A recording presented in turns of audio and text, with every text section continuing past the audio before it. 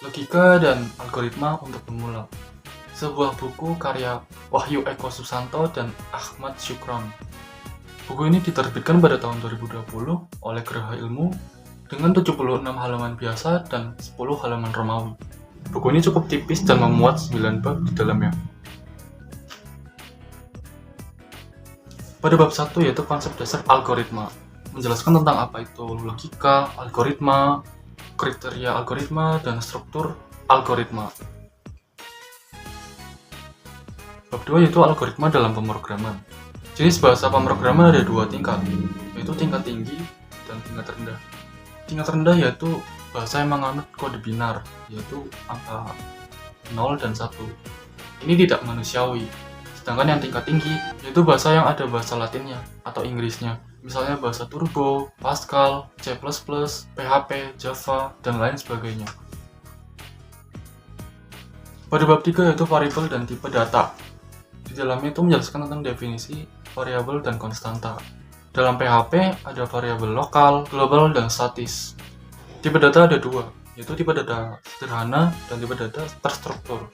Tipe data sederhana contohnya seperti yang numerik itu integer dan real, kemudian selain itu ada char dan juga boolean. Sedangkan tipe data yang terstruktur itu ada array, string, set, record, dan file.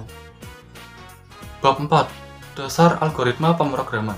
Membahas tentang percabangan, perulangan, dan rekursif. Percabangan itu ada 2, ada yang bersyarat dan tidak bersyarat. Yang bersyarat itu contohnya if else, if di dalam if, dan switch case.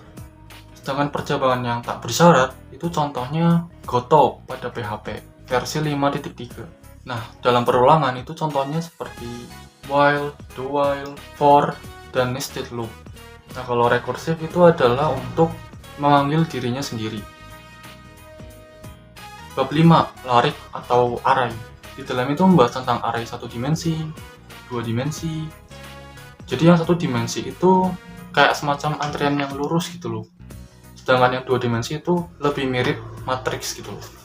Jadi yang kayak banyak itu loh, banyak angka-angka gitu. Bab 6, metode divide dan conquer. Metode divide dan conquer. Metode divide dan conquer. Itulah intinya.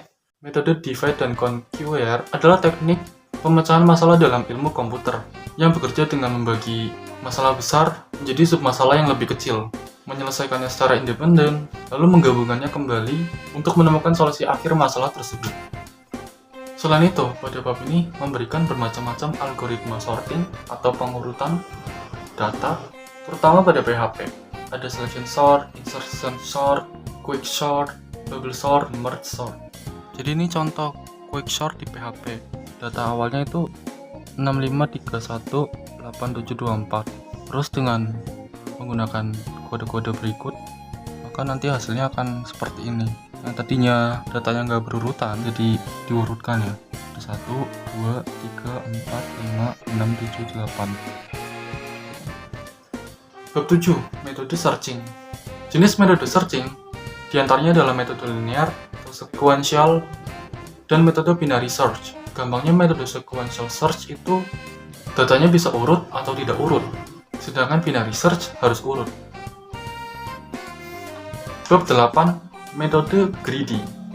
Metode greedy adalah algoritma yang menyelesaikan masalah dengan selalu memilih pilihan yang dianggap paling baik atau paling menguntungkan pada setiap langkah, tanpa mempertimbangkan seluruh kemungkinan yang ada. Dalam bab ini, ada 2 masalah yang bisa diselesaikan dengan metode greedy. Ada optimal storage on taps dan knapsack problem. Optimal storage on taps adalah bagaimana mengurutkan file supaya cepat ditemukan. Sedangkan knapsack problem itu barang mana yang harus dipilih supaya keuntungan paling besar dalam tas yang terbatas. Bab 9. Knapsack problem.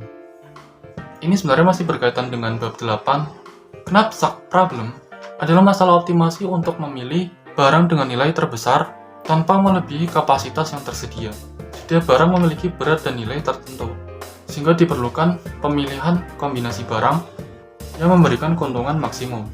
Masalah ini sering diselesaikan dengan algoritma greedy atau metode optimasi lainnya. Selain itu, ada permasalahan dalam bab ini, Di antaranya yaitu Traveling Salesman Problem, Shortest Path Problem, dan Minimum Spanning Tree. Jadi gampangnya, Traveling Salesman Problem yaitu mengunjungi semua kota dan kembali ke awal dengan jarak minimum. Shortest Path Problem mencari jalur terpendek dari satu titik ke titik lain. Sedangkan Minimum Spanning Tree itu menghubungkan semua titik dengan biaya minimum. Buku ini memberikan wawasan mengenai logika dan algoritma, terutama pada komputer. Halaman yang sedikit cocok untuk orang yang ingin memulai membaca buku dengan isi yang berbobot. Namun buku ini masih memiliki beberapa kekurangan, seperti kata-kata yang typo, poin-poin yang kurang konsisten, dan penjelasan yang kurang lengkap pada beberapa bagian. Kurang lebihnya mohon maaf, saya Faisal Nabil Dilulhaq undur diri. Wassalamualaikum warahmatullahi wabarakatuh.